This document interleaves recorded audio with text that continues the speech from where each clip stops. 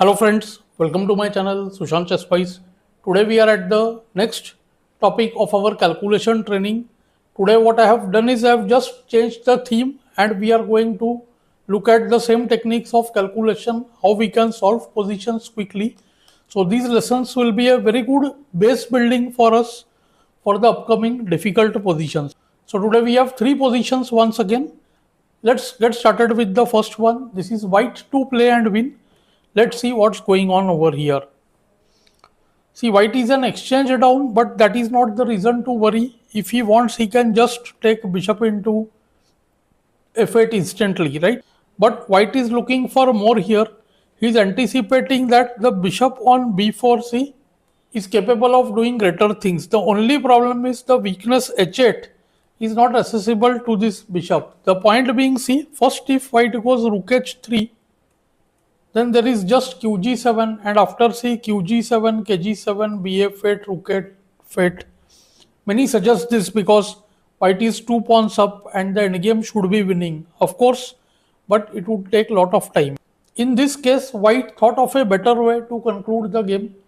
See here, the other candidate move which comes is instant c bishop f8, which is also none great because after rook f8 and d5, we can just take on d5. Again same story, queen c6, and here see black can go with the move queen h2 and see the play is now in fact on. Queen g1 mate is there, g2 is hanging, so again this will be time consuming. White eyes the weakness of h8 and decides to go with the move nd5.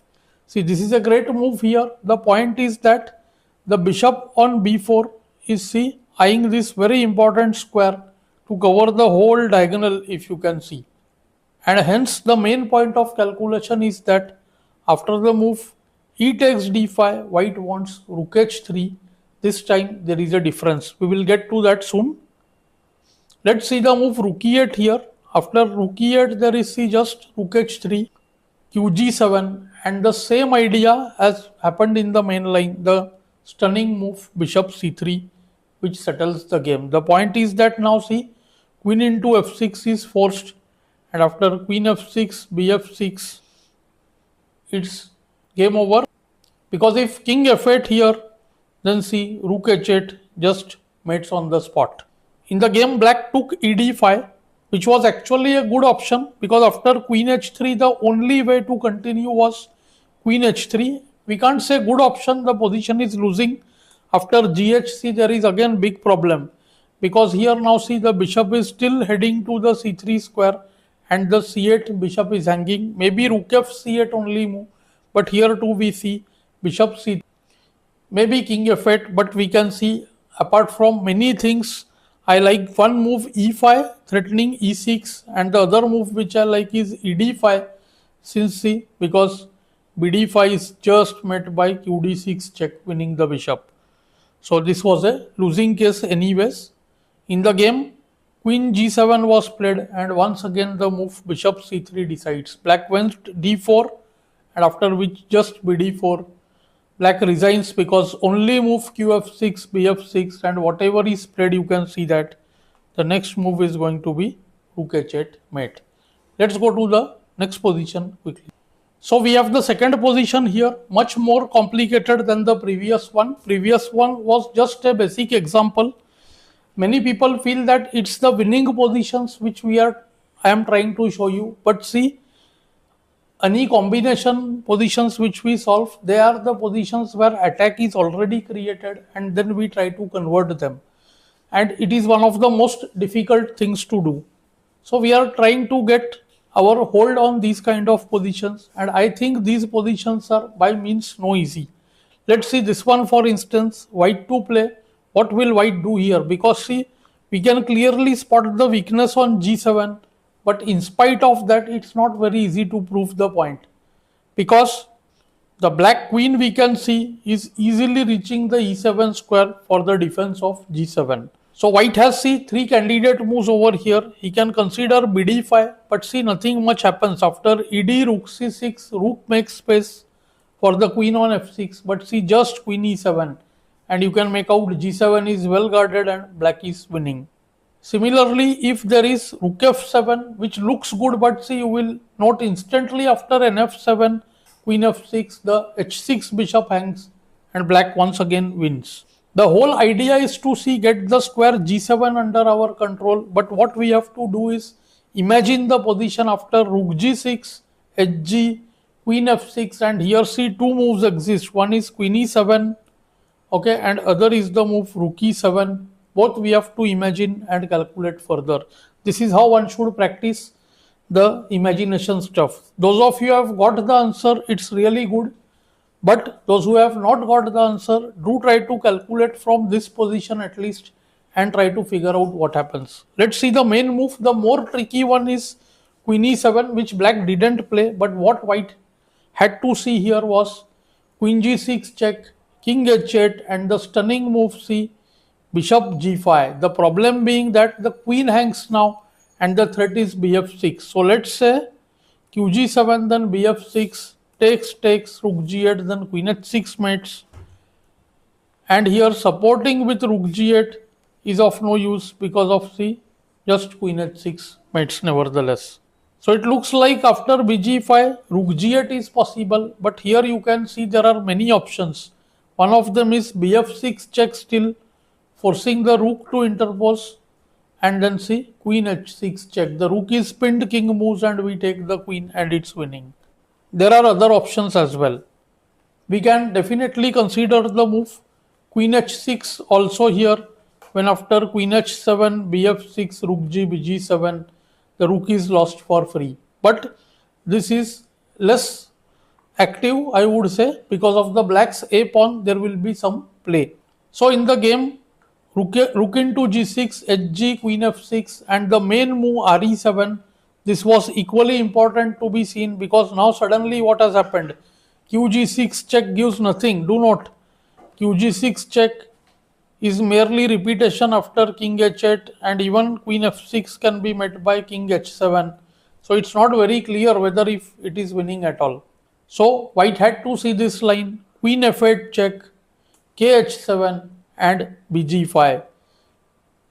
Many players claim these positions to be very easy, but do note that I don't think a player of around 2000 or less will be able to spot these combinations from the start till this point. If you are able to do so, I would assume that your calculation level is really good. And now see, there is a big problem. The rook being pinned now. If rook moves to f7, just the queen is lost on a3. It's game over. And meanwhile, if queen wastes any move with qb2, then just bf6. And you see the problems here. There is too much overloading. If the knight blocks, then qg7 mates. The knight was trying to guard the c, h8 square. But unfortunate it is. And after rook g7, queen g7 just mates. So basically there is no defense to the move queen h8, we can say over here. So white won, black resigned over here. Let's go to the third and the last position. This position, yet again white to play and win. See the way the white pieces are hovering over the black king. The queen is already very active here. The knight wants the f6 and the g5 squares to attack the king and the h7. You can see the square h7 can be definitely considered weak, and usually in these kind of positions, this bishop which looks dormant can become deadly from the square e4. We will look at these hidden points slowly. But right now the problem of the whole combination, you can say, is the knight is unable to reach this g5 square. The knight needs this square, and that is where white gets the idea of this move. Let me show you some lines here. If instant knight d6, then q d6, and after b4, simply we can guard the square g6 with e5. The queen, you can see now, has come to the defense of the g6 knight. White is better there, but there is no forced win. White considered that to get the knight to g5, this bishop on g5 has to move, and he found the move bd8. See, this theme which we are studying now is called clearance. The bishop clears the square g5 for the knight. So there are four types of clearance. Clearance of diagonal, file, rank, and this, the one we are doing, is clearance of square. the own piece is moved and that space is made available for a more useful or a more active piece. Here things stand very difficult after bd8. Firstly, if rook d8, then see knight g5, and you can see things are already over. We cannot give up h7. nf8 is met by rook f8. We will soon see that. If h6, then see queen g6, hg forced, and b4 settles matters instantly. There is absolutely no defense to whatever is played. Queen h7 mate. See the power of this f1 rook, which controls the open file here. So let's go to the main line, which is queen d8, and what white had to really see was after knight g5, h6, things are not that simple here. Firstly, let me show you. If knight f8, then rook f8 instantly decides. This was happening in the previous line as well. If king takes, then queen f7 mate, and if any other piece takes, then see qh7 mates on the spot. So absolutely necessary to play h6, and white has to be careful. Here queen g6 means nothing because of qg5. Important tempo is gained. The queen cannot be traded. I think queen f7, king h8, qd7, though playable, is not winning on the spot. White is somewhat better there maybe. So white decides to go with the more stronger knight f7, immediately settling matters, because now see h6 is attacked, so only move queen e7, because now he stopped knight h6. So white coolly plays queen g6, and see again nh6 is threat. Hardly there is any defense. Black plays rook f8, but much better than nh6 here is the move instant be4. Many suggest the move nh6 here. See nh6, king h8, again going nf7, but then ultimately we have to do be4 anyways. So white just does bishop e4, and after be4, rook f7, black resigns to qh7, because next move only move king f8 and queen h8 mates on the spot. So the positions, as I said, were not very difficult. These were based on some specific thing, like here it was clearance of square. Gradually we will move into more and more difficult positions. I hope you are liking these lessons. Definitely let me know in the comments below. Thanks for your time.